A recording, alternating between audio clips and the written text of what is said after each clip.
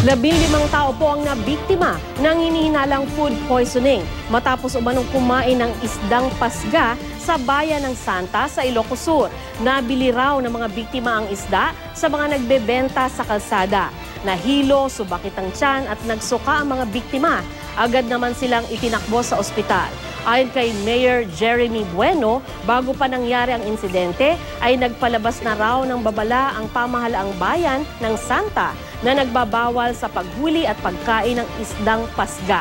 Yan ay habang iniimbestigahan nila ang mga ulat ng di umano'y toxin o lason sa naturang isda. Pero hindi raw ito binigyang pansin ng mga residente.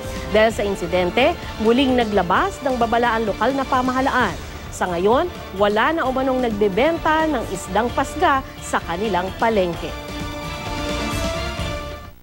Possible na nagkaroon ng illegal fishing dito sa areas kung saan pinagkuhanan ng pasga, no?